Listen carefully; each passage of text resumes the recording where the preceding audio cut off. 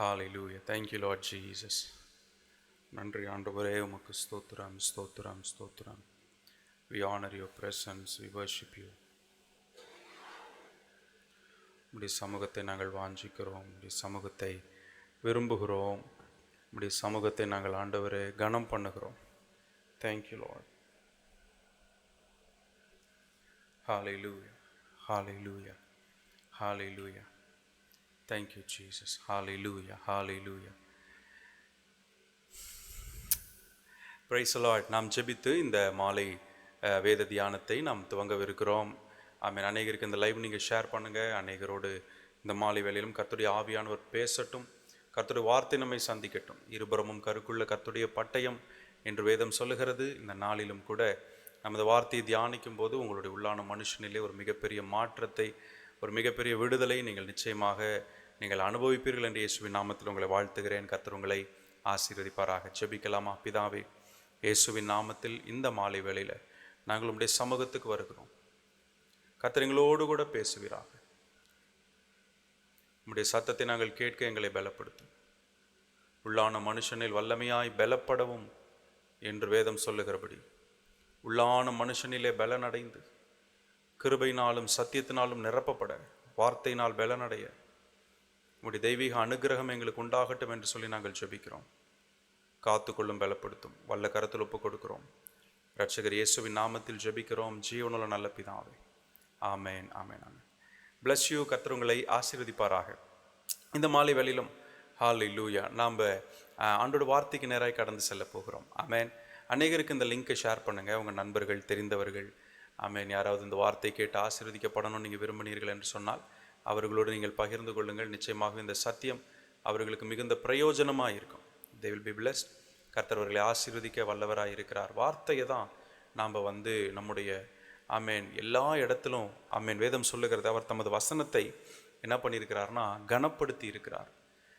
எல்லாவற்றிற்கும் மேலாக ஒரு வார்த்தையை அவர் பிரஸ்தாபம் பண்ணி இருக்கிறாராம். அதனால் இன்றைக்கும் அந்த வார்த்தையை நாம் தியானிக்கிற வேளையில் நிச்சயமாக நீங்கள் சுகத்தையும் பலனையும் ஜீவனையும் தீர்க்காயுசையும் பெற்றுக்கொள்வீர்கள். கர்த்தர் உங்களை ஆசீர்வதிக்கட்டும். இந்த மாலையில் கூட கொஞ்ச நேரம் ஆண்டவருடைய தயவை குறித்து நாம் தியானிக்க போகிறோம். Favour of God. இந்த மாதம் ஆமேன் 5வது மாதம், மே மாதத்துக்குள்ளே நாம் இருக்கிறோம்.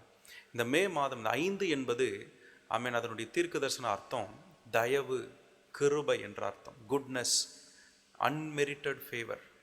ஆமேன். தேவ தயவு என்று சொல்லி எல்லாம் அதற்கு அர்த்தம் சொல்லப்பட்டிருக்கிறது.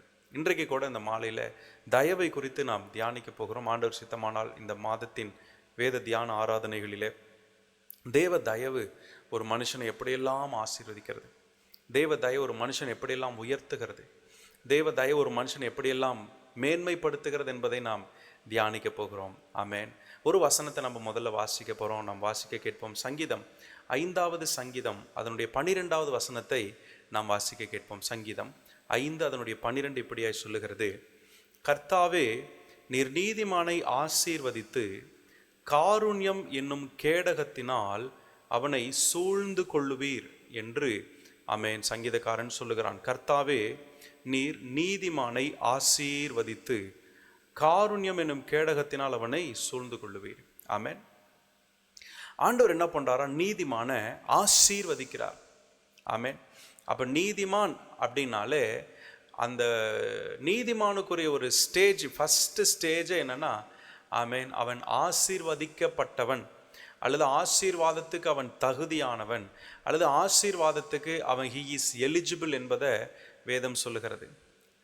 நீங்களும் நானும் ஆண்டவராகிய இயேசு கிறிஸ்துவின் இரத்தத்தினாலே நாம் நீதிமான்களாக்கப்பட்டிருக்கிறோம். நம்முடைய பலத்தினால் அல்ல, நம்முடைய கிருபையினால் அல்ல, நம்முடைய எஃபர்ட்னால கிடையாது, நம்முடைய பிரயாசத்தினால் அல்ல. இயேசு கிறிஸ்துவின் இரத்தம் நம்மை நீதிமான்களாக்கி இருக்கிறது.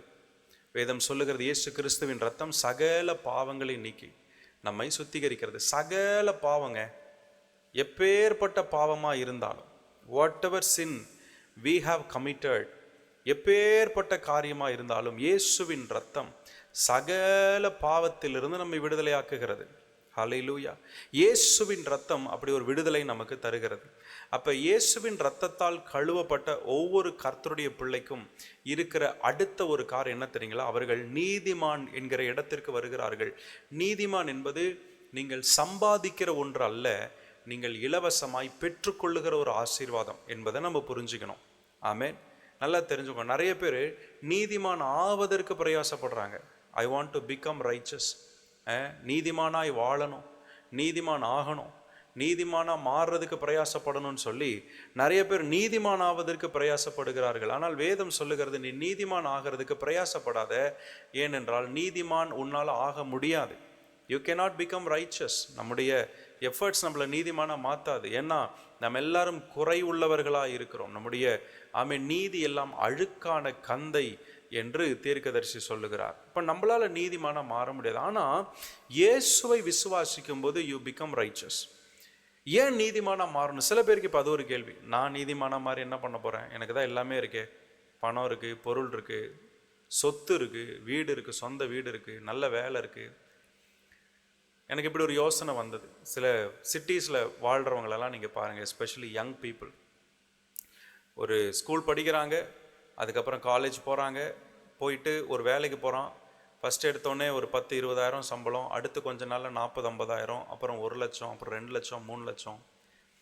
லட்சங்களில் சின்ன வயசுலேயே சம்பாதிக்கிறவங்கள நம்ம பார்க்குறோம். நீங்கள் சிலரை பார்த்தீங்கன்னா பயங்கர லாவிஷாக வாழ்வாங்க. அவங்க போடுற வாட்செல்லாம் விலை உயர்ந்த வாட்சாக இருக்கும், போடுற ட்ரெஸ் எல்லாம் காஸ்ட்லியாக இருக்கும், அவன் வச்சிருக்கிற காரு காஸ்ட்லியாக இருக்கும், எல்லாமே காஸ்ட்லியாக இருக்கும். They have every thing. இப்போ அவங்கக்கிட்ட போயிட்டு நீ நீதிமானாக மாறணும் அப்படின்னு சொன்னால், நான் ஏன் நீதிமானாக மாறணும், எனக்கு தான் எல்லாமே இருக்குதே அப்படின்னு கேள்வி கேட்டுட்டு அவங்க போயிட்டே இருப்பாங்க, பைபாஸ் பண்ணிட்டு போயிட்டே இருப்பாங்க. ஒருவேளை அவங்களுக்கு அந்த பணமானது தற்காலிகமான ஒரு கம்ஃபர்ட்டையும், தற்காலிகமான சில ஒரு விதமான ஒரு நல்லா இருக்கிறேன், ஜாலியாக இருக்கிறேன், என் லைஃப் என்ஜாய் பண்ணுறேன், ஃப்ரெண்ட்ஸ் இருக்கிறாங்க, பணம் இருக்குது. ஆனால் சில வாழ்க்கையின் சூழ்நிலைகள் வரும்போது தேவ தயவு இல்லாமல் நம்மளால் வாழ முடியாதுங்க. சில சூழ்நிலைகளில் ஆண்டவருடைய பலன் இல்லாமல் வாழ முடியாது. எத்தனை நடிகைகளை நம்ம பார்க்குறோம். எத்தனை பேர் பாருங்கள் தற்கொலை செய்து கொள்ளுகிறார்கள். அவங்கக்கிட்ட பணம் இல்லையா, தே கமிட் சூசைட். எத்தனை பேர் டைவர்ஸ் ஆகுறாங்க. எத்தனை பெரிய பெரிய நடிகர்கள், கோடீஸ்வரர்கள், பணம் இருக்கிறது, பேர் இருக்கிறது, அந்தஸ்து இருக்கிறது, எல்லாமே இருக்கிறது, ஆனால் டைவர்ஸில் முடிஞ்சிருது அவங்க வாழ்க்கை. எத்தனை பேர் குழந்தை இல்லை அல்லது நஷ்டம் அடைந்து விட்டேன். அப்போ நல்லா கவனிங்க, வெறும் பணத்தையும் புகழையும் வச்சு மட்டும் ஒரு மனுஷன் நிம்மதியாக வாழ்ந்துட முடியுமான்னா கிடையாது. ஆனால் வேதம் சொல்லுகிறது, கர்த்தர் என்ன பண்ணுறான்னா ஒரு மனுஷனை அழைக்கும் போதே அவனை தம்முடைய இரத்தத்தினால் கழுவி அவர் செய்கிற முதலாவது காரியம் அவனை நீதிமானாக மாத்துறார். அவன் நீதிமானாய் மாற்றப்பட்ட உடனே அவனுக்கு கர்த்தர் செய்கிற காரியம், அவனுக்கு கர்த்தர் என்ன பண்ணுறாராம், ஆசீர்வதித்து, ஹி பிளெஸஸ். கர்த்தர் அவனை ஆசீர்வதிக்கிறார். ஒருவேளை இந்த செய்தியை கேட்டுக்கொண்டு இருக்கிற வாலிப பிள்ளைகள், உங்கள் வாழ்க்கையில் நீங்கள் சின்ன வயசுலேயே வேலைக்கு போகலாம், சம்பாதிக்கலாம், பணம் வரலாம், பொருள் வரலாம். ஒன்றை மட்டும் மறந்துடக்கூடாது, நம்ம பணத்தினாலையும் சுயபலத்தினாலும் நமக்கு இருக்கிற எல்லா வித சாமர்த்தியத்தினாலையும் நம்ம வெற்றியாக வாழ்ந்துருவோம்னு நினைக்கக்கூடாது. தேவ தயவு, தேவ கிருபை, தேவன் தருகிற நீதிமான் என்கிற அடையாளம் தான் நம்மை ஆசீர்வாதத்துக்கு நேராய் கொண்டு செல்லுகிறது. ஹல்லேலூயா. ஸோ இப்போ என்ன நடக்குதுன்னு சொன்னால், அவர் முதல்ல செய்கிறார் நீதிமானை ஆசீர்வதித்து. அடுத்து என்ன செய்கிறாராம்? வசனம் என்ன சொல்லுகிறது? போடுங்க. காருண்யம் என்னும் கேடகத்தினால் அவனை சூழ்ந்து கொள்ளுவீர். ஹல்லேலூயா. என்ன செய்கிறாராம்? காருண்யம் என்னும் கேடகம். ஆமென். ஓகே, காருண்யம் என்ற வார்த்தைக்கு தான் தயவு என்ற வார்த்தை பயன்படுத்தப்பட்டிருக்கிறது. காருண்யம் என்ற வார்த்தைக்கு தயவு. ஹல்லேலூயா. காருண்யம் என்னும் கேடகத்தினால் அவனை சூழ்ந்து கொள்ளுவீர். என்ன செய்கிறார் கர்த்தர்? அவனை சூழ்ந்து கொள்ளுகிறார். இன்றைக்கும் இந்த வார்த்தையை கேட்டுக்கொண்டிருக்கிற தேவ ஜனமே, உங்களை பார்த்து சொல்லுகிற இந்த காருண்யம் என்றால் தயவு. கர்த்தர் என்ன பண்றாருன்னா உங்களை ஆசீர்வதித்து உங்களை பாதுகாக்கிறார். எப்படி பாதுகாக்கிறார்? தயவினால் பாதுகாக்கிறார். கர்த்தருடைய தயவு உங்களை பாதுகாக்கிறது. The favor of God protects you. Favor of God, ஆமென், உங்களை என்ன செய்கிறது? அது பாதுகாக்கிறது. ஹல்லேலூயா. ஆண்டவருடைய நாமம் மகிமைப்படுவதாக. நீங்கள் அதை விசுவாசிக்கிறீர்களா? ஆமென். சங்கீதம் 30 அதனுடைய 5ஆம் வசனத்தை வாசிக்கும் போது வசனம் இப்படியே சொல்லுகிறது. சங்கீதம் 30 அதனுடைய 5வது வசனம் இப்படியாய் சொல்லுகிறது. நான் வாசிக்கிறேன், கவனியுங்கள். அவருடைய கோபம் ஓர் இமை பொழுது, அவருடைய தயவு ஆமேன். ஆயுட்காலம் வரை. இது ஒரு புதிய மொழிபெயர்ப்பு. அதில் எப்படி இருக்கு, நம்ம நார்மல் தமிழ் பைபிளில் இட்டர்னல் லைஃப்னு சொல்லப்பட்டிருக்கிறது. அவருடைய கோபம் ஓர் இமை பொழுது. It is just for a moment, just ஒரு ஃப்ராக்ஷன் ஆஃப் செகண்ட்னு சொல்லுவாங்க. ஆனால் அவருடைய தயவு எவ்வளோ நாளைக்குங்களாம்? ஆயுள் காலம் வரைக்கும். அவருடைய தயவு எவ்வளோ நாளைக்கு? வாழ்நாள் முழுவதும் அவருடைய கிருபை. ஆமாம். ஆண்டவரோட கிருபை தயவு எவ்வளோ நாளைக்குங்க உங்கள் வாழ்க்கையில் வேலை செய்யுது? அவரோட ஃபேவர் எவ்வளோ நாள் உங்கள் வாழ்க்கையில் கிரியை செய்யுதுன்னா, வாழ்நாள் முழுவதும் கர்த்தருடைய கிருபை உங்களை தாங்குகிறது. இன்றைக்கும் இந்த செய்தியை கேட்டுக்கொண்டு இருக்கிற கர்த்தருடைய ஜனமே, உங்களை நான் பார்த்து சொல்லுகிறேன், உங்கள் வாழ்க்கையில் அறிக்கை செய்கிறேன், நான் விசுவாசிக்கிறேன், உங்களுக்காக நான் சொல்லுகிறேன். சில நேரம் நீங்கள் கைவிடப்பட்டது போல உணரலாம். சில நேரம் உங்கள் வாழ்க்கையில் தனித்து விடப்பட்டது போல உணரலாம். சில நேரம் நீங்கள் ஏதோ தனிமைப்படுத்தப்பட்டதை போல, கைவிடப்பட்டதை போல, உடைக்கப்பட்டது போல, யாருமில்லை அப்படிங்கிற மாதிரிலாம் நீங்கள் யோசிக்கலாம். ஆமேன். அவருடைய கோபம் ஜஸ்ட் ஃபார் அ மொமெண்ட். ஆனால் அவருடைய தயவு இருக்கு பாருங்க, அது வாழ்நாள் முழுவதும் தாங்குகிற தயவு. ஹல்லேலூயா. இன்னைக்கு எத்தனை பேர் இந்த வார்த்தை விசுவாசத்தோடு எடுத்துக்கொள்ளுகிறீர்கள்? அவருடைய தயவு வாழ்நாள் முழுவதும். எல்லாரும் அப்படியே அறிக்கை செய்யுங்க பாப்போம். அவருடைய தயவு வாழ்நாள் முழுவதும். சொல்லுங்க, என்னுடைய வாழ்க்கையிலே என் வாழ்நாள் முழுவதும் கர்த்தருடைய தயவு என்னை தாங்குகிறது. அவருடைய தயவு என்னுடைய இட்டர்னல் லைஃப். அப்படின்னா என்ன அர்த்தம்? அந்த பூமியில நீங்கள் வாழுகிற நாள் வரைக்கும், சொல்ல போனால் உங்களுடைய நித்தியமாய் தேவ தயவு உங்க மேல இருந்து கொண்டே இருக்கிறது.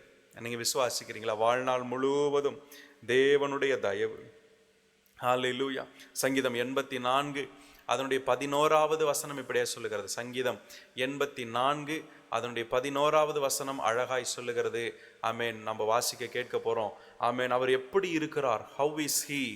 வசனம் சொல்லுகிறது, தேவனாகிய கர்த்தர் சூரியனும் கேடகமுமானவர், கர்த்தர் கிருபையையும் மகிமையையும் அருளுவார்.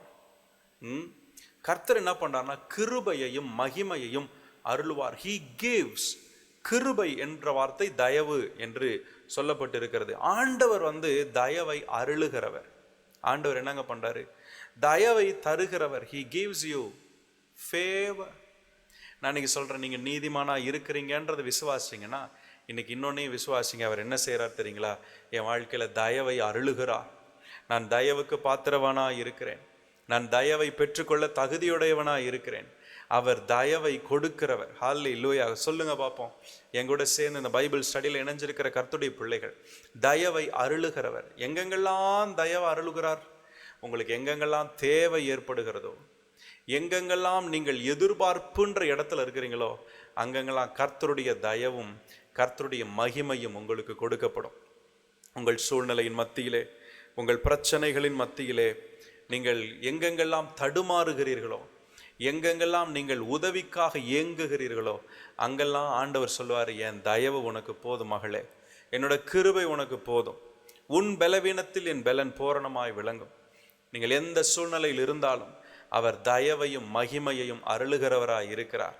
நீங்கள் இதுதான் உங்களை, இந்த வார்த்தைகளை கொண்டு தான் உங்களை நீங்கள் தேற்றிக்கொள்ள வேண்டும். இப்படிப்பட்ட வசனங்களை வச்சு தான் உங்களை நீங்கள் என்ன பண்ணிக்கணும்? ஸ்ட்ரென்தன் பண்ணணும். You have to strengthen your yourself in the. ஆமென். கர்த்தர் கிருபையையும் மகிமையையும் அருளுவார். இன்னைக்கு நீங்கள் விசுவாசிக்கிறீங்களா? கிருபையையும் மகிமையையும் அருளுவார். சொல்லுங்க பார்ப்போம். தேவன் கிருபையையும் மகிமையையும் அருளுகிறவர். அருளுகிறவர். He gives you favor, favor, favor. ரிபாலாமா ஷபாதாரா பாபாலாபா ரிபாலாகா தூடா ரபாலா கோரா பாபாபா. சொல்லுங்க, என் வாழ்க்கையில் எல்லா பகுதியிலும் கடினமான நேரத்தில் தண்ணீர்களை கடக்கும் போது நான் உன்னோடு இருப்பேன், அக்கினியில் நடக்கும்போது நீ வேகாதிருப்பாய். ஆமென். அந்த வசனம் அழகாய் சொல்லுகிறது பாருங்கள். ஏசாயா தீர்க்க தரிசன புத்தகத்தின் ஏன் நம்ம இந்த வசனங்கள்லாம் படிக்கிறோம்னா, சில நேரத்தில் வார்த்தைகள் தான் நம்மை பலப்படுத்துகிறது. கர்த்தருடைய வார்த்தை தான் நம்மை தேற்றுகிறது. சங்கீதம் ஏசாயா 43 அதனுடைய 2ஆம் வசனம் சொல்லுகிறது பாருங்க. ஏசாயா 43 2வது வசனம் இப்படியே சொல்லுகிறது. ஆமென். வாசிக்க கேட்போம். நீ தண்ணீர்களை கடக்கும் போது நான் உன்னோடு இருப்பேன், நீ ஆறுகளை கடக்கும் போது அவைகள் உன்மேல் புரளுவதில்லை, நீ அக்கினியில் நடக்கும்போது வேகாதிருப்பாய், அக்கினி ஜுவாலை உன் பேரில் பற்றாது. எப்பப்பெல்லாம் அவரோட கிருபை வேலை செய்யும் தெரியுங்களா? வசனம் சொல்லுது, நீ தண்ணீர்களை கடக்கும் போது நான் உன்னோடு இருப்பேன். உங்க வாழ்க்கையில தண்ணீரை போன்ற சூழ்நிலைகள். தண்ணீர் அப்படின்னா அது ஆக்சுவலி இந்த வசனத்துக்கு ஒரு சில அர்த்தங்கள் கொடுக்கப்படுகிறது. இஸ்ரவேல் ஜனங்கள் 4 விதமான அடிமைத்தனத்திலே இருந்தார்கள். 4 விதமான அடிமைத்தனத்தில் அவர்கள் இருந்தார்கள். அந்த ஒவ்வொரு அடிமைத்தனத்தையும் தான் இங்கே குறிப்பதாக வேத வல்லுநர்கள் சொல்லுகிறார்கள். தண்ணீர் ஒரு அடிமைத்தனம், ஆறு அப்படிங்கிறது ஒரு அடிமைத்தனத்தை குறிக்கிறது, அக்கினின்றது ஒரு அடிமைத்தனத்தை குறிக்கிறது, அக்கினி ஜுவாலை ஒரு அடிமைத்தனத்தை குறிக்கிறது. எகிப்தின் அடிமைத்தனத்தில் இருந்தார்கள், பாபிலோனின் அடிமைத்தனத்தில் இருந்தார்கள், ரோமர்களின் அடிமைத்தனத்தில் இருந்தார்கள். இப்படி இஸ்ரவேல் ஜனங்கள் பலவிதமான அடிமைத்தனத்திலே வாழ்ந்தார்கள். அப்போ ஒவ்வொரு அடிமைத்தனத்தையும் இந்த வசனத்துல குறிப்பிடுவதாக ஆமென் வேதம் சொல்லுகிறது. இங்கதான் சொல்லப்பட்டிருக்கு, நீ தண்ணீர்களை கடக்கும் போது. இன்னைக்கு நான் சொல்லுகிறேன், உங்க வாழ்க்கையில தேவன் எங்கெல்லாம் தயவு வைக்கிறாருன்னா, தயவு கொடுக்கிறாருன்னா, நீங்கள் உங்க வாழ்க்கையில எப்பேற்பட்ட அடிமைத்தனத்தில் இருந்தாலும், எப்பேற்பட்ட போராட்டத்தின் வழியாய் கடந்து சென்றாலும், கர்த்தர் சொல்லுகிற வார்த்தை, ஓ நீ தண்ணீர்களை கடக்கும் போது நான் உன்னோடு இருப்பேன். நீ ஆறுகளை கடக்கும் போது அவைகள் உன்மேல் புரளுவதில்லை. சில நேரம் நீங்க என்ன பண்ணணும்னா, உங்க வாழ்க்கையில இந்த தண்ணீர்கள், ஆறுகள் போன்ற சூழ்நிலைகளை கடக்க வேண்டும் என்று இங்கே வேதம் சொல்லுகிறது. when you walk through. ஏன் கடக்கணும்? ஒதுங்கி போயிடலாமே. சில பேர் அப்படி நினைப்பாங்க, நானே ஒதுங்கி போனாலும் பிரச்சனை என்னை தேடி வருது பாஸ்டர், நானே வேணான்னு சொன்னாலும் பிரச்சனை என்னை தேடி வருது. ஏன் அப்படின்னு சொன்னா, சில நேரம் இந்த பூமியானது இருளின் அதிகாரத்தில் இருக்கிறபடினால ஆமென் பிசாசானவன் எவனை விழுங்கலாமோ என்று வகை தேடி சுற்றித் திரிகிறான் என்று வேதம் சொல்லுகிறது. ஆண்டவர் ஜெயம் எடுத்தார். அந்த ஜெயத்தை தம்முடைய பிள்ளைகளை கொண்டு நிலைநாட்ட அவர் கிரியை செய்து கொண்டிருக்கிறார். அப்படி உங்களை கொண்டு கர்த்தர் கிரியை செய்யும் போது நீங்க ஒதுங்கி போகணும் அப்படின்னு கர்த்தர் சொல்லல. சில தண்ணீர்களையும், சில ஆறுகளையும், சில அக்கினி போன்ற சூழ்நிலைகளும் நீ கடந்து செல் என்று கர்த்தர் சொல்லுகிறார். இது பயப்படுத்துகிற சூழ்நிலை அல்ல. பாருப்பா, வாழ்க்கை உலகம்னா பிரச்சனை, வாழ்க்கையே போராட்டம் தான், போராடி தான் ஆகணும், போராட்டம் இல்லாமல் வாழ்க்கையில் அப்படி சொல்லல ஆண்டவர். மகனே, நீ தண்ணீர்களை கடக்கும் போது, when you walk through the waters, நீ தண்ணீர்களை கடக்கும் போது அப்படின்னா என்ன தெரியுமா அர்த்தம்? தண்ணீரை போல பிரச்சனைகள் வருகிறதா? நீ கடந்து தான் ஆக வேண்டும், இந்த பிரச்சனையை சமாளித்து தான் ஆகணும்னு யோசிக்கிறியா? கவலைப்படாத, நான் உன்னோடு இருக்கிறேன். I am with you. ஆறுகள் வருகிறதே, கவலையப்படாத, நான் உன்னோடு இருக்கிறேன். ஆண்டவரே, அக்கினியை போல சூழ்நிலைப்பா, கவலைப்படாத மகனே, நான் உன்னோடு இருக்கிறேன். அக்கினி ஜுவாலை உன் பேரில் பற்றாது. அப்ப கர்த்தர் கிருபையையும் தயவையும் எங்கே கொடுக்கிறார், யாருக்கு கொடுக்கிறார் அப்படின்னா, வேதம் சொல்லுகிறது, நீங்கள் உங்க வாழ்க்கையின் எந்த சூழ்நிலையில் இருந்தாலும் அவருடைய தயவு, his favor, his goodness will follow after you. சங்கீதம் 23 அதைத்தான் நாம் வாசிக்கிறோம். அழகாய் வசனம் சொல்லுகிறது. சங்கீதம் 23 வாசிக்கும் போது பாருங்க என்ன சொல்லப்பட்டிருக்கிறது. கர்த்தரின் மெய்ப்பராய் இருக்கிறார், நான் தாழ்ச்சி அடையேன். கர்த்தரின் மெய்ப்பராய் இருக்கிறார், நான் தாழ்ச்சி அடையேன். அடுத்த வசனம் சொல்லுகிறது, அவர் என்னை புல்லுள்ள இடங்களில் மேய்த்து அமர்ந்த தண்ணீர்கள் அண்டையில் என்னை கொண்டு போய் விடுகிறார். ஆமேன். புல்லுல மேய்க்கிறாரு, அமர்ந்த தண்ணீர் அண்டையில் கொண்டு போய் விடுகிறார் அப்படின்லாம் சொல்லிட்டு அடுத்து சொல்லப்பட்டிருக்கு பாருங்க. அடுத்த வசனம் சொல்லுகிறது பாருங்க, 4ஆம் வசனம். நான் மரண இருளின் பள்ளத்தாக்கிலே நடந்தாலும், நான் மரண இருளின் பள்ளத்தாக்கிலே நடந்தாலும் பொல்லாப்புக்கு பயப்படேன்.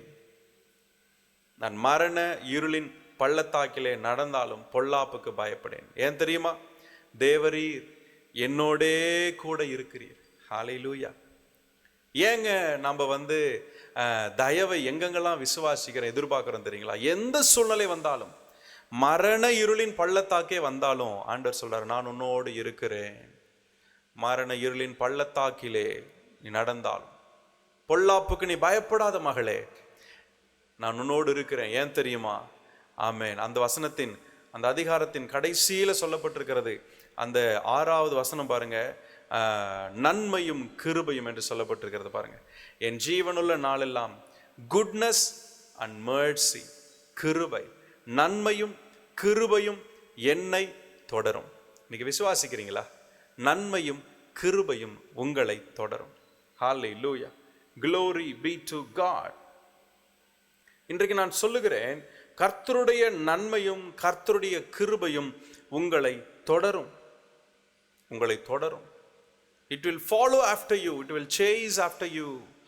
நன்மையும் கிருபையும் என்னை தொடரும். கொஞ்ச நேரம் அந்த வார்த்தையை ஒரு ஜெபமாக கூட செய்யுங்க. நீங்க, ஆண்டவரே உம்முடைய நன்மையும் கிருபையும் என்னை தொடரும் ஆண்டவரே. எந்த சூழ்நிலை வந்தாலும், ஒருவேளை நீங்கள் வியாதிப்பட்டு இருக்கலாம், கடினமான பிரச்சனை வழியாக கடந்து செல்லலாம், தேவைகளின் மத்தியில் போராடலாம். கொஞ்சம் சொல்லுங்க, ஆண்டவரே உம்முடைய நன்மையும் உம்முடைய தயவும் என்னை தொடரும் ஆண்டவரே. நன்மையும் கிருபையும் என்னை தொடரு. ஷாண்டலாரா பாபா பாபா ஷிகாராபாலாபா துராபாலாராபா ரிபாலபா துடா ரபகா சென்டெரி பாபா பாபா பாலாபாராபா. ஆமென். நன்மையும் கிருபையும் என்னை தொடரும். ஸோ இந்த தயவு எல்லா சூழ்நிலையிலும் உங்களோடு கூட இருக்கும். எல்லா சூழ்நிலையும் உங்களோடு கூட இருக்கும். வேதத்தில் ஒரு குறிப்பிட்ட பெண்ணை குறித்து இந்த நாளில் நம்ம கொஞ்ச நேரம் தியானிச்சுட்டு இந்த வேத தியானத்தை நம்ம நிறைவு செய்ய போகிறோம். ஆமென். விசேஷமாக இந்த நாட்களில் இந்த பகுதி எனக்கு மிகவும் பிரயோஜனமாய் இருந்தது. எஸ்தரின் புத்தகத்தில் எப்படி இந்த தயவு வேலை செய்கிறது என்று ஒரு சில காரியங்களை நம்ம படிக்க போகிறோம். ஆமென். எஸ்தரின் புத்தகம் 2ஆம் அதிகாரத்துக்கு நேரே வாருங்கள். ஒரு சில வசனங்களை நாம் படிக்க போகிறோம். 7வது வசனத்தை நான் உங்களுக்காக படிக்கிறேன், கவனியுங்கள். எஸ்தரின் புத்தகம் 2ஆம் அதிகாரம் 7ஆம் வசனம். அவன் தன் சிறிய தகப்பன் குமாரத்தியாகிய எஸ்தர் என்னும் அத்சாலை வளர்த்தான். அவளுக்கு தாய் தகப்பன் இல்லை. அந்த பெண் ரூபவதியும் சௌந்தரியமுடையவளுமாயிருந்தாள். அவள் தகப்பனும் அவள் தாயும் மரணமடைந்த போது மொர்தெகாய் அவளை தன் குமாரத்தியாக எடுத்துக்கொண்டான். ஒரு கடினமான ஒரு சூழ்நிலையை குறித்து இங்கே நாம் பார்க்கிறோம். எஸ்தர் என்கிற பெண்ணை குறித்து ஆரம்பிக்கும் போது ஒரு எளிமையான துவக்கங்க. It's a humble state, humble beginning. இந்த எஸ்தரை குறித்து வேதம் இப்படி அழகாய் சொல்லுகிறது. யார் இந்த எஸ்தர்? இவள் ஆமென் ஒரு எபிரேய பெண், யூத குலத்திலே பிறந்த ஒரு பெண்ணா இருக்கிறாள். அவளுடைய தகப்பனும் தாயும் இல்லை, தாய் தகப்பன் இல்லை. இவள் ஒரு தாய் தகப்பனற்ற ஒரு அனாதை. She was forsaken. பெற்றோர் இல்லை. ஏதோ ஒருத்தர் இல்லைன்னா கூட பரவாயில்ல, யாருமே கிடையாதான். யோசிச்சு பாருங்க, இப்படிப்பட்ட ஒரு பெண்ணுடைய மனநிலை எப்படி இருக்கும்? எனக்கு யாருமே இல்லை, அப்பா அம்மா இல்லை, ஆதரவு இல்லை, உறவு இல்லை, நண்பர்கள் இல்லை அப்படின்லாம் சில நேரம் சொல்லும்போது அது எவ்வளோ வேதனையான காரியம். தாய் தகப்பன் இல்லை. இன்றைக்கும் என்னை கேட்டுக்கொண்டிருக்க தேவ ஜனமே, சில நேரம் உங்களுக்கு ஆமென் மனிதர்கள் கண்களில் தயவு கிடைக்காம, மனித உதவிகள் இல்லாமல், மனிதர்களுடைய ஃபேவர் கிடைக்காம நீங்கள் இருப்பீங்கன்னு சொன்னால், இன்றைக்கு இந்த மாதம், இந்த மே மாதம் ஆண்டவர் உங்கள் வாழ்க்கையில் சில டேர்ன் அரவுண்டோ கர்த்தர் உண்டு பண்ணட்டும் என்று சொல்லி நான் இயேசுவின் நாமத்தில் ஜெபிக்கிறேன். ஆமென். மனித ஆதரவு இல்லாத ஒரு சிலர், உதவி செய்ய யாரும் இல்லை என்று சொல்லக்கூடிய நிலையில் இருக்கிற சிலருக்கு கர்த்தர் இந்த மே மாதத்தில் சில அற்புதங்களை அவர் செய்ய போகிறார். சில மனித உறவுகளையும் உங்களை நேசிக்கிறவர்களை கர்த்தர் உங்கள் வாழ்க்கையில் கொண்டு வரப்போகிறார். இந்த இடத்துல பார்க்குறோம், தாய் தகப்பன் இல்லாத அவளை மொர்தெகாய் என்பவன் தன் குமாரத்தியாக எடுத்துக்கொண்டான். முதலாவது அவள் எஸ்தர் என்கிற அந்த பெண்ணுக்கு கர்த்தர் ஒரு அப்பாவை கொடுக்கிறார், ஒரு மொர்தெகாய் என்கிற ஒரு ஆதரவு கொடுக்கிற ஒரு தகப்பனை கொடுக்கிறார். என்னை கேட்டுக்கொண்டு இருக்கிற தேவ ஜனமே, உங்க வாழ்க்கையில் இன்னைக்கு நீங்கள் இதே சூழ்நிலையில் இருப்பீர்கள் என்று சொன்னால், ஆமென், கைவிடப்பட்ட நிலைமை, கணவரால் கைவிடப்பட்ட நிலைமை, உறவுகளால் கைவிடப்பட்டிருக்கலாம். ஆமென். பலவிதமான போராட்டத்தின் வழியாக நீங்கள் போய்கொண்டிருக்கலாம். இன்றைக்கு நான் சொல்லுகிறேன், கர்த்தருடைய ஊழியக்காரனா, உங்களை ஆதரிக்கிற தகப்பன்மார்களை கர்த்தர் உங்களுக்கு கொடுக்கிறார். God gives you fathers. வேதத்தில் ஒரு வசனம் இருக்கிறது, உங்களுக்கு நிறைய போதகர்கள் இருக்கிறாங்க.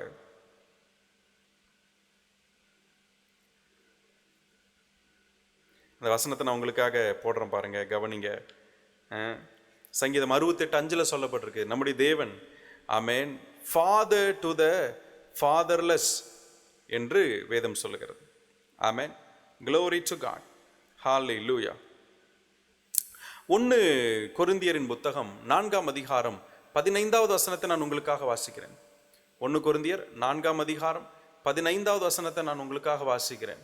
1 கொரிந்தியர் 4ஆம் அதிகாரம் 15வது வசனத்தை வாசிக்க கேட்போம்.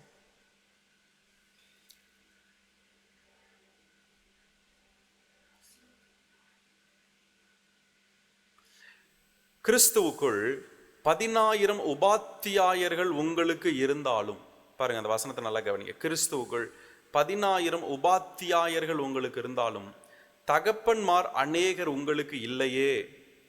கிறிஸ்து இயேசுவுக்குள் சுவிசேஷத்தினால் நான் உங்களை பெற்றேன். Come on somebody. கிறிஸ்து இயேசுவுக்குள் உங்களை நான் என்ன பண்ணேன்? சுவிசேஷத்தினால் பெற்றேன். பவுல் சொல்றார் அந்த கொரிந்து சபையை பார்த்து, உங்களுக்கு நிறைய உபாத்தியாயர்கள் இருக்கிறாங்க. இந்த உபாத்தியாயர்கள் என்பவர்களுக்கு கார்டியன்ஸ் என்ற பெயர் சொல்லப்பட்டிருக்கு ஆங்கிலத்தில்.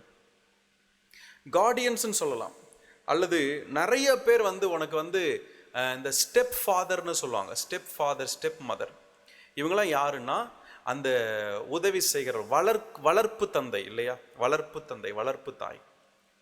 பவுல் சொல்றார், உங்களுக்கு நிறைய வளர்ப்பு தந்தை இருக்கிறாங்க, வளர்ப்பு தாய் இருக்கிறாங்க. ஆனால் உங்களுக்கு யார் இல்லை? தகப்பன் இல்லையே. You don't have fathers. தகப்பன்மார் அநேகர் உங்களுக்கு இல்லையே. இன்னைக்கு கிங்டம் ஆஃப் காட்ல ஆண்டவர் நான் இப்படி தான் பார்க்குற ஒரு மிகப்பெரிய தேவையாக நான் எதை பார்க்குறேன்னா, சபைக்கு இன்றைக்கு தகப்பன்மார்கள் தேவை. தேவ தயவு உங்களுக்கு தகப்பன்மார்களை கொண்டு வருகிறது. The favor of God brings fathers to you. Come on somebody. விசுவாசிக்கிற கர்த்தருடைய பிள்ளைகள் ஒரு ஆமேன்னு சொல்லுங்க பார்ப்போம். நீங்க இன்னைக்கு இந்த வார்த்தை கேட்டுட்டு இருக்கும்போது கொஞ்சம் யோசிச்சு பாருங்க, நீங்க அப்படி இருக்கிறீங்களா? எனக்கு யாருமே இல்லைன்னு சொல்றீங்களா? ஆமேன். கர்த்தர் உங்களுக்கு நல்ல தகப்பன்மார்களை கொடுக்கிறார். ஒருவேளை நல்ல ஊழியக்காரர்கள் உங்களுக்கு இருப்பார்களானால், உங்களை சத்தியத்திலேயும் கிறிஸ்துவின் அன்பிலேயும் வளர்க்கிற தகப்பன்மார்கள் இருப்பார்கள் என்றால் நீங்கள் ஆசீர்வதிக்கப்பட்டவர்கள். ஆமேன். ஒருவேளை இந்த செய்தியை கேட்டுக்கொண்டிருக்கிற கர்த்தருடைய பிள்ளைகள் ஒருவேளை ஒரு நல்ல சபையோடு நீங்கள் இணைக்கப்படாமல் இருந்தால், உங்களுக்கு ஒரு நல்ல தகப்பன், ஆவிக்குரிய தகப்பன், ஒரு நல்ல பாஸ்டர் உங்களுக்கு இல்லைன்னு சொன்னால், நீங்கள் ஒரு நல்ல போதகர், ஒரு நல்ல தகப்பனோடு இணைந்திருக்க உற்சாகப்படுத்துகிறேன். நிறைய நேரம் பார்த்தீங்கன்னா நாம் அடிக்கடி சோர்ந்து போவதற்கு காரணம், நாம் பார்த்தீங்கன்னா சில பேர் இந்த செய்தியை கேட்டு மட்டும் வாழுவாங்க. எப்படின்னா, இன்னைக்கு இவங்க செய்தி, நாளைக்கு அவர் செய்தி, அடுத்த நாள் அவர் செய்தி, அதுக்கு அடுத்த நாள் அவர் செய்தி. இப்போ யூடியூப் போனால் நிறைய செய்தி. நான் இந்த செய்தியும் கேட்பேன், அந்த செய்தியும் கேட்பேன். இவர் வெள்ளிக்கிழமை ஃபாஸ்டிங் ப்ரேயர் நடத்துகிறார், இவர் செய்தியை கேட்பேன். இவர் ஞாயிற்றுக்கிழமை ஆராதனை, இவர் செய்தியை கேட்பேன். திங்கக்கிழமை இவர் நாள் நைட் ப்ரேயர் நடத்துவார், இவர் செய்தி கேட்பேன். உங்களுக்கு நிறைய உபாத்தியாயர்கள் இருக்கலாம், கார்டியன்ஸ் இருக்கலாம். ஆனால் சில நேரம் ஆதரவற்றும் கைவிடப்பட்ட சூழ்நிலையில் நெருக்கப்படுகிற நேரத்தில் உபாத்தியாயர்கள் உங்களுக்கு பிரயோஜனமாக இருக்க மாட்டார்கள். தகப்பன்மார்கள் தான் உங்களை அன்போடு கூட வழிநடத்துவார்கள். You need fathers. இதை இன்னைக்கு இருக்கிற ஒரு சிலருக்கு ஒரு தீர்க்க தரிசன ஆலோசனையாக சொல்கிறேன்.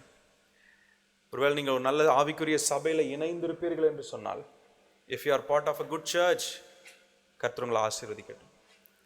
ஒரு நல்ல ஐக்கியத்தில் நீங்கள் இணைந்திருப்பீர்கள் என்று சொன்னால், கர்த்தர் உங்களை ஆசீர்வதிக்கட்டும். உங்களுக்காக நான் கர்த்தரை துதிக்கிறேன். அல்லது என்னை கேர் பண்ணக்கூடிய, எனக்கு சொல்லிக் கொடுக்கக்கூடிய, என்னை கிறிஸ்துவின் சுவிசேஷத்துக்குள் வழி நடத்தக்கூடிய நல்ல தகப்பன் இல்லை அப்படி சொன்னீங்கன்னா, இன்னைக்கு உங்களை ஒப்பு கொடுங்க. ஒரு நல்ல தலைமைக்கு நீங்கள் உங்களை ஒப்பு கொடுங்க. ஒரு தகப்பனிடத்திற்கு உங்களை ஒப்பு கொடுங்க. சரண்டர் பண்ணுங்க. Submit your self. வேதம் சொல்லுகிறது, ஏற்ற காலத்தில் உங்களை உயர்த்தும்படி அவருடைய பலத்த கரத்துக்குள் அடங்கி இருங்கள் என்று வேதம் சொல்லுகிறது. சப்மிட் என்ற வார்த்தை பயன்படுத்தப்பட்டிருக்கு. நம்ம விசுவாசிகளுக்கும் நான் சொல்லுகிறேன், சபையில் வருகிறீர்கள், ஞாயிற்றுக்கிழமை ஆராதனைக்கு வரீங்க, அதோட போயிடக்கூடாது. ஏதோ சர்ச்சுக்கு மட்டும் இங்கே வந்துட்டு போகிறேன் அப்படி இருக்கக்கூடாது. இதுதான் உங்கள் வீடு, இதுதான் உங்கள் தாய் வீடு. This is your house. இங்கேதான் நீங்கள் வளருகிறீர்கள், இங்கேதான் நீங்கள் பெருகுகிறீர்கள், இங்கேதான் நீங்கள் போஷிக்கப்படுகிறீர்கள், இங்கேதான் கர்த்தர் உங்களுக்குரிய சகலவற்றையும், ஆமேன், உங்களுக்கு வேண்டிய வார்த்தைகளையும் கொடுக்கிற இடம் இந்த திருச்சபையாக இருக்கிறது. அப்படியானால் இந்த திருச்சபையிலே நீங்கள் உங்களுக்கு தேவன் வைத்திருக்கிற அந்த ஆவிக்குரிய தகப்பன் இடத்துல, ஆவிக்குரிய அந்த ஸ்பிரிச்சுவல் பேரண்ட்ஸ்க்கு யூ ஹாவ் டு சப்மிட். உங்களை நீங்கள் ஒப்பு கொடுக்க வேண்டும். ஆண்டவரே நீங்கள் சொல்கிறத நான் கேட்குறேன். சில பேர் என்ன பண்ணுவாங்கன்னா, ஆலோசனை கேட்பாங்க, அவங்களுக்கு பிடிச்ச மாதிரி ஆலோசனை வந்தால் எடுத்துக்குவாங்க. அவங்களுக்கு பிடிக்காத மாதிரி ஊழியக்காரங்க சில ஆலோசனைகளை கொடுக்கும்போது, அப்படிலாம் இல்லைங்க, பாஸ்டருக்கு நிறைய தெரியாது அப்படின்ட்டு அதை அப்படியே ஒதுக்கிட்டு போயிடுவாங்க. அப்படி இல்லை. அர்ப்பணிப்பு என்பது, சப்மிஷன் என்பது என்ன தெரியுங்களா?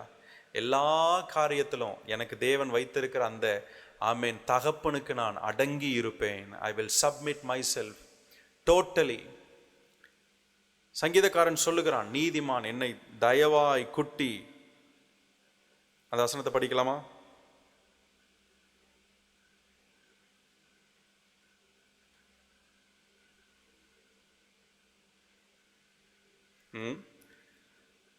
சங்கீதம் 141 சங்கீதம் 5வது வசனம் இப்படியே சொல்லுகிறது. சங்கீதம் 141 அதனுடைய 5வது வசனம் இப்படியே சொல்லுகிறது.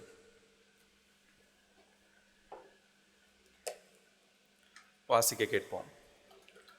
141 5வது வசனம். நீதிமான் என்னை தயவாய் குட்டி என்னை கடிந்து கொள்ளட்டும். அது என் தலைக்கு எண்ணெயை போல் இருக்கும். என் தலை அதை அள்ள தட்டுவதில்லை.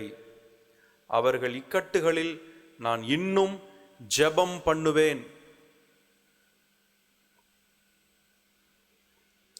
நீதிமான் என்னை தயவாய் குட்டி என்னை என்ன செய்யட்டும்? கடிந்து கொள்ளட்டும். பாருங்க, நீதிமான் என்னை என்ன செய்யட்டும்? தயவாய் கடிந்து கொள்ளட்டும். தயவாய் குட்டி. எவ்வளோ கேர்ஃபுல்லாக அந்த வார்த்தை எழுதப்பட்டிருக்கு பாருங்க. இன்னைக்கு நான் இந்த வார்த்தைகளெல்லாம் பேசும்போது நானா ஏதோ பேசலை, ப்ரிப்பேர் பண்ணிலாம் பேசலை. ஹோலி ஸ்பிரிட் என்னை லீட் பண்ண நான் உங்களோட பேசிட்டு இருக்கிறேன். நீதிமான் என்னை தயவாய் குட்டி என்னை கடிந்து கொள்ளட்டும். 2 எக்ஸ்ட்ரீம் வார்த்தையை நம்ம பார்க்குறோம். ஒன்று தயவு, இன்னொன்று கடிந்து கொள்ளட்டும். இங்கிலீஷ் பைபிள் என்ன போட்டிருக்குன்னா, let the righteous smite me, smite. இன்னொரு மொழிபெயர்ப்பில் let the righteous man strike me, strike. It shall be a kindness. Let his rebuke be an act of loving.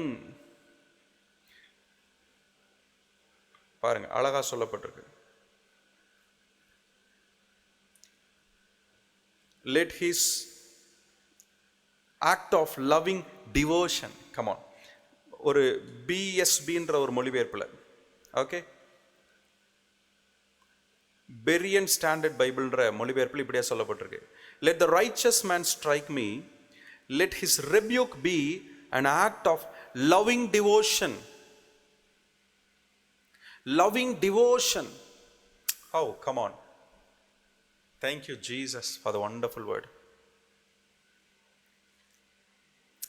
கவனிக்கலாமா? எத்தனை பேரோட ஆண்டவர் பேசிட்டு இருக்கிறார்? I just want you to say amen. கீழே கமெண்ட்ல type பண்ணுறவங்களாம் ஆமேன் சொல்லுங்க. Whatever you want to do. கொஞ்சம் வார்த்தை உங்களுக்குள்ளே போகட்டும். May the word of God enter into you. கவனிங்க. நீதிமான் என்னை தயவாய் குட்டி என்னை என்ன செய்யட்டும்? கடிந்து கொள்ளட்டும். தயவு, கடிந்து கொள்ளுதல். அது எப்படிங்க? கடிந்து கொள்ளுதல்னாலே அடிக்கிறது. அதுதான் இங்கிலீஷ்ல ஸ்மைட், ஸ்ட்ரைக்னு போட்டிருக்கு. ஸ்ட்ரைக்னா அடிக்கிறது. நீதிமான் என்னை அடிக்கட்டும். எப்படியா? ஒரு ரைச்சஸ் மேன் உங்களை என்ன பண்ணணுமா? பண்ணலாமா? அடிக்கட்டும். ஆனா எப்படி அடிக்கிறாராம்? தயவாய். நீதிமானுக்கும் சுயநலவாதிக்கு என்ன டிஃபரன்ஸ்னா, நீதிமான் உங்களை அடிச்சாலும் அங்க தயவு இருக்கும். ஒரு சுயநலவாதி உங்ககிட்ட அன்பா பேசினாலும் அங்க அவனுடைய இருதயம் உங்ககிட்ட இருக்கிற பணம், நீங்கள் அவனுக்கு கொடுக்க போகிற சில வேற ஏதாவது ஃபேவர் ஆஃப்டரா இருக்கும். இவங்களுக்கு நான் கொஞ்சம் தட்டி கொடுத்தா இவங்க எனக்கு கொஞ்சம் பணம் கொடுப்பாங்க, இவங்களை நான் கொஞ்சம் இப்படி பண்ணோம்னா அவங்க நம்மளை என்ன பண்ணுவாங்க, கொஞ்சம் பாராட்டுவாங்க. இது சுயநலவாதி. நீதிமான் என்ன தெரியும் பண்ணுவான், நான் கடிந்து கொள்வான், மகனே நீ இது செய்யறது சரியில்லைப்பா, தப்புப்பா, நீ இப்படி பண்ணாதப்பா. ஆனால் அதிலிருந்து என்ன வெளிப்படுதான், it is an act of loving devotion. என்ன டிவோஷன்? டிவோஷன் என்றாலே என்ன சொல்றது, ஒரு ஒரு அர்ப்பணிப்பு, ஒரு டிவோட்டட், கர்த்தருக்கென்று தன்னை முழுமையாய் கொடுப்பது அப்படிங்கிறதா டிவோஷன். லவ்விங் டிவோஷன்னா அன்பை கொடுப்பது. அவன் அடிச்சா கூட உங்களுக்கு அவன் என்ன பண்றான்னா அன்பை கொடுக்கிறானோ. அந்த அடியோடைய நோக்கம் தெரியுமா, அன்பை கொடுப்பது. ஹல்லேலூயா. நீதிமான் என்னை தயவாய் குட்டி என்னை கடிந்து கொள்ளட்டும். யோசிச்சு பாருங்க, இப்போ உங்க மேல கர்த்தர் ஒரு ஆவிக்குரிய தகப்பனாக ஒரு ஸ்பிரிச்சுவல் அத்தாரிட்டியை வைக்கும்போது 100% நீங்க அங்க சப்மிட் பண்றீங்களான்னு கொஞ்சம் யோசிச்சு பாருங்க. இதெல்லாம் பாஸ்டர் சொன்னா நான் கேட்டுக்குவேன், இதெல்லாம் சொன்னா நான் ஏத்துக்க மாட்டேன், எனக்கு கோபம் வரும் இல்லை. இதெல்லாம் பாஸ்டர் சொன்னா ஐ எம் ஓகே, இதெல்லாம் இந்த ஏரியாக்குள்ள அவர் வர வேணாங்க, இதெல்லாம் அவருக்கு தெரிய வேணாம் அப்படின்னு நீங்க நினைக்கிறீங்களா? இல்லைங்க. நீதிமான் உங்களை கடிந்து கொள்ளும் பொழுதும் அங்கே தயவு, அங்கே லவ்விங் டிவோஷன், அன்பை கொடுக்கிற காரியம் அங்கே நடக்கிறது. அப்போ உங்களை நீங்க உட்படுத்தணும், சப்மிட் பண்ணணும். உங்களுக்கு நிறைய உபாத்தியாயர்கள் இருக்கிறாங்க, நிறைய கார்டியன்ஸ் இருக்கிறாங்க, ஆனா அப்பா அம்மா இல்லையே. செய்தியை கேட்டுக்கொண்டிருக்கிற தெய்வ ஜனமே, ஒருவேளை நீங்க அப்படி ஒருவேளை ஒரு அனாதையை போல, வழி நடத்த ஆள் இல்லாமல், கைட் பண்ணுவதற்கு ஆள் இல்லாமல், சொல்லிக் கொடுக்க யாரும் இல்லாமல் நீங்கள் இன்றைக்கு போராடுவீர்கள் என்று சொன்னால் தேவன் உங்களுக்கு நல்ல தகப்பன்மார்களை தருவாராக.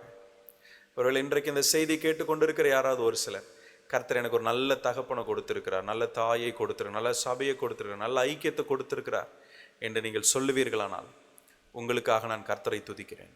ஆமென். இந்த எஸ்தர் தாய் தகப்பன் இல்லாதவள், ஆனால் தேவ தயவு செய்த ஒரு மிகப்பெரிய ஆசீர்வாதம் அவளுக்கு ஒரு நல்ல தகப்பனை கொடுத்தது. Favour brings you fathers. சொல்லுங்க அந்த வார்த்தை சொல்லுங்க, ஃபேவர் பிரிங்ஸ் ஃபாதர்ஸ். சொல்லுங்க எல்லாரும் சொல்லுங்க. இன்னைக்கு இது ஒரு ஆசீர்வாதம். இந்த மே மாதத்தில் உங்களுக்கு ஒரு வாக்கு தத்தம்.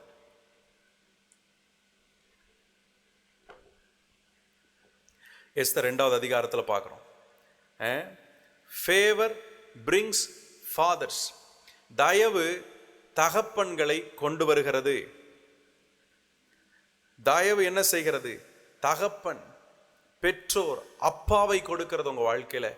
கர்த்தர் உங்க வாழ்க்கையில அப்படி ஒரு அற்புதத்தை செய்வாராக. தயவு தகப்பன்களை கொண்டு வருவதாக. அதே போல அதே வசனத்தை படிக்கும்போது எனக்கு ரொம்ப ஆச்சரியமா இருந்த ஒரு காரியம், எஸ்தர் 2வது அதிகாரம் 7வது வசனத்துல பாருங்க. அவன் தன் சிறிய தகப்பன் குமாரத்தி ஆகிய எஸ்தர் என்னும் அத்சாலை வளர்த்தான். அவளுக்கு தாய் தகப்பன் இல்லை. அந்த பெண் ரூபவதியும் அவள் தகப்பனும் அவள் தாயும் மரணமடைந்த போது சௌந்தரியமுடையவளுமாயிருந்தாள். நல்லா கவனிச்சிட்டே வாங்க, என்ன நடந்துச்சுங்க? அப்பா அம்மா இல்லைங்க, கைவிடப்பட்டவள், அனாதை. ஆனா இந்த வசனத்துல சொல்லப்பட்டிருக்கிற 2வது ஒரு ஆசீர்வாதம், தயை செய்த 2வது ஒரு காரியம் என்ன தெரியுங்களா? அவளுக்கு ஆண்டவர் என்ன பண்றாருன்னா அழகை கொடுத்தாராம். she was beautiful. அவள் எப்படி இருந்தாள்? அவள் சௌந்தரியம், Rupavati. Rupavati. glory to God. amen. Esther 2 எத்தனாவது வசனம் அது? எஸ், 7வது வசனம். இங்கிலீஷ் பைபிள் இப்படி சொல்லப்பட்டிருக்கு, கவனிப்போம். என்ன சொல்லப்பட்டிருக்கு? She had a lovely figure and was beautiful. Lovely. She was lovely.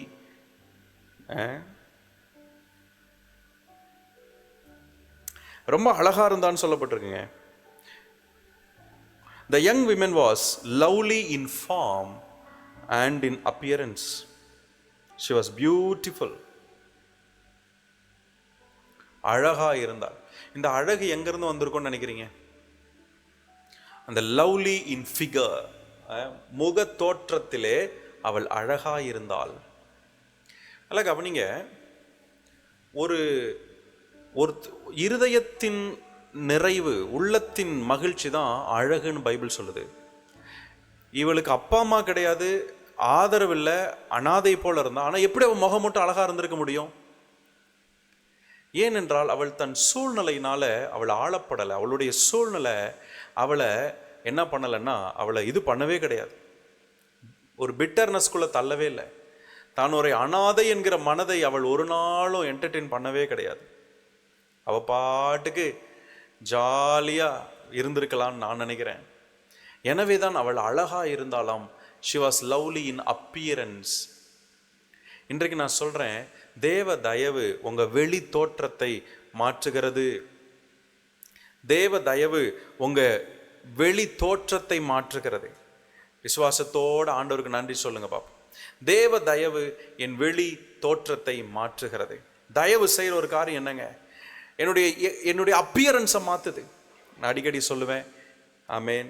போதகர்கள் சொல்லுவார்கள், ஆபிரகாமுடைய மனைவியை பார்த்து ஒருத்தனுக்கு ஆசை வருது. எந்த வயசுல? பாட்டியான பிறகு. ஏன்னா ஃபேவர் பிரிங்ஸ் பியூட்டி. இன்னைக்கு இதோட நம்ம முடிப்போம். Favour brings beauty. ஸோ பியூட்டினா வெறும் ஃபேஸ் மட்டும் நான் சொல்லலை. நிறைய பேர் அதை பின்னாடி தான் போறாங்க. பியூட்டினா முகம், கருப்பு முகம்.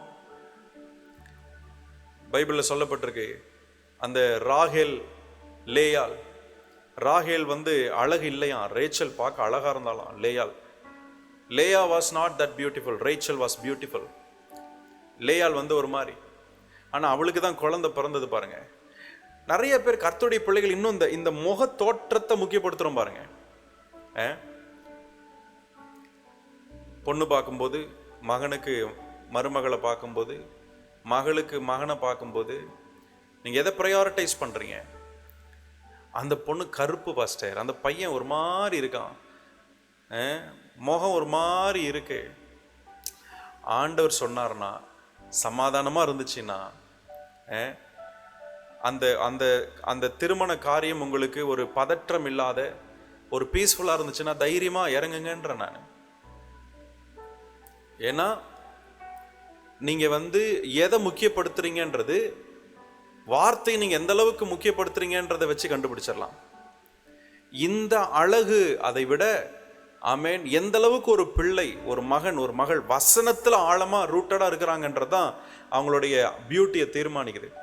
அனாதையா இருந்த எஸ்தர், அவள் அழகா இருந்தாலும், இந்த அழகு எப்படி வந்திருக்கணும்? நான் விசுவாசிக்கிற கர்த்தர் தான் கொடுத்திருந்திருப்பார். ஆண்டவர் தான் அந்த அழகு அவளுக்கு கொடுத்திருந்திருப்பார். அப்ப தயவு அவளுக்கு அழகை கொடுத்தது. சௌந்தரியம் உள்ளவளா இருந்தால், ரூபவதியா இருந்தால். இன்னைக்கு நான் சொல்றேன், ரெண்டு காரியத்தை சொல்லி உங்களை ஆசீர்வதிக்கிறேன். தேவ தயவு உங்களுக்கு தகப்பன்களை கொடுக்கிறது. It gives you fathers. உங்களை நேசிக்கிற, உண்மையாய் கேர் பண்ணுகிற, உண்மையாய் உங்கள் மேல் பிரியமாய் இருக்கிற, உங்களை ஆதரிக்கிற, உங்க மேல அன்பு செலுத்துகிற, உங்களுக்கு சொல்லி கொடுக்கிற, உங்களை வழி நடத்துகிற தகப்பன்களை தயவு உங்களுக்கு கொடுக்கட்டும். நீங்க இதை குறித்து கலங்க தேவையில்லை. ஆமென். ரெண்டாவது, இந்த தயவு செய்கிற இன்னொரு காரியம், தயவு உங்க வாழ்க்கையில மனித, ஆமென், தகப்பன்கள், ஆலோசகர்கள், அதை தாண்டி இன்னொன்று தெரியுமா? உங்க முகத்தை அது பிரைட் பண்ணுது, உங்க வாழ்க்கையை அழகுபடுத்துகிறது. மற்றவர்கள் முன்பாக உங்களை, இந்த தெய்வீக தயவு உங்களை பியூட்டிஃபை பண்ணுது.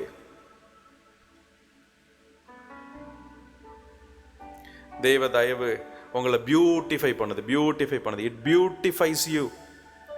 ஷாதாராபா காபா பாபா பாபா பாபா. ஸோ இன்னைக்கு இந்த வார்த்தையை சொல்லி நான் முடிக்கிறேன்.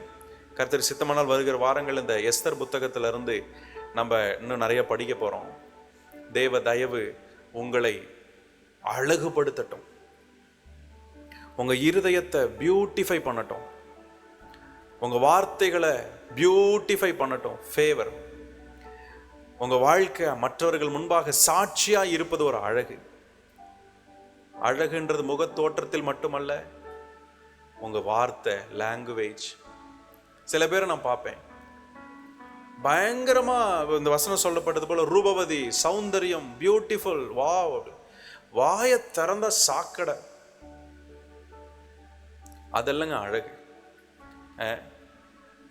வாயை திறந்தாலே இவங்ககிட்ட ஏன்டா பேசணும்னு தோணும். ஸோ அழகு என்பது it talks about the totality of your personality. உங்களுடைய முழுமையிலும் அது வேலை செய்ய வேண்டும். உங்கள் பேச்சில், உங்கள் பார்வையில், உங்களுடைய செயல்களிலே, நீங்கள் மற்றவர்களை பார்ப்பதிலே, எல்லாவற்றிலும் அந்த அழகு. ஹல்லேலூயா, அதுதான் அழகு. அப்படி ஒரு அழகை தயவு உங்கள் வாழ்க்கையில் கொண்டு வருகிறது. அதை கேளுங்க. தயவு வந்துருச்சுன்னா உங்கள் பார்வையில் அந்த தயவு வெளிப்படும். அழகு, அந்த தயவு வந்துருச்சுன்னா நீங்கள் மற்றவங்களை பார்க்கும்போது எந்த கண்ணோட்டத்தில் பார்க்குறீங்கன்றது மாறிடும். Your perspective changes. சவுல் தாவீதை கொலை செய்ய போராடுகிறான். ஆனால் தாவீது சொல்றான், ஒரு தெள்ளுப்பூச்சியை தேடுகிறது போல என்னை தேடுறீரே, உம்மை கொலை செய்வதற்கு வாய்ப்பு கிடைச்சப்போ கூட நம்ம உங்க மேல கை வைக்கல. ஏனால் கர்த்தரால் அபிஷேகம் பண்ணப்பட்டவர் மேல நான் என்ன பண்ண மாட்டேன், கை வைக்க மாட்டேன். தேவனால் அபிஷேகம் பண்ணப்பட்டவர் மேல நான் என்ன பண்ண மாட்டேன், கை வைக்க மாட்டேன். அதுதாங்க தயவு. நீங்க தயவின் வெளிப்பாடாய் மாறி விடுவீர்கள். You become the person of favour. மற்றவர்களுக்கு நீங்க தயவை வெளிப்படுத்த ஆரம்பிச்சிருவீங்க. அங்க குறைவுல நிற்க ஆரம்பிச்சிருவீங்க. ஒரு சிலர் செய்கிற தவறுகளில் அவர்களுக்கு கூட நின்று அவர்களை மீட்டெடுப்பதற்கு நீங்கள் உதவியாக இருப்பீர்கள். அதுதான் தயவின் வாழ்க்கை. தயவு உங்களை அப்படியே ஆசீர்வதிச்சிரும்.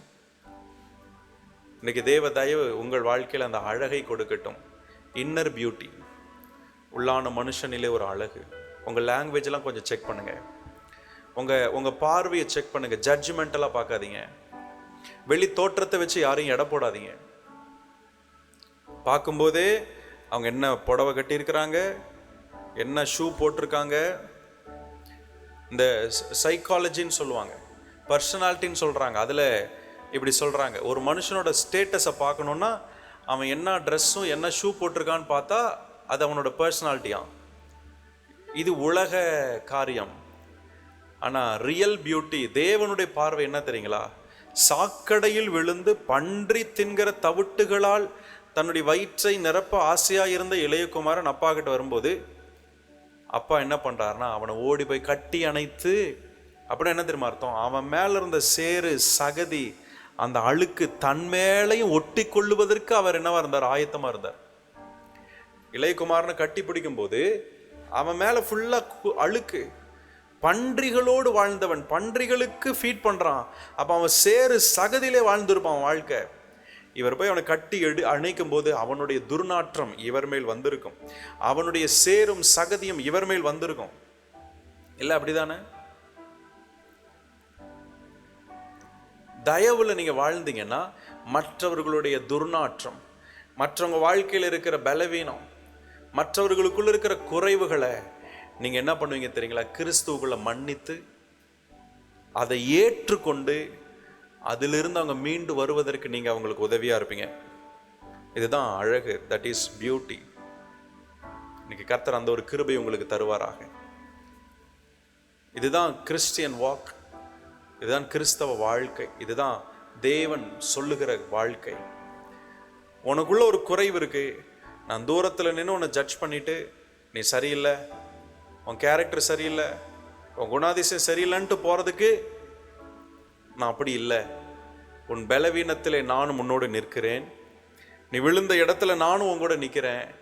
நீ மீண்டு வருவதற்கு நான் உனக்கு உதவியா இருக்கிறேன். I will help you.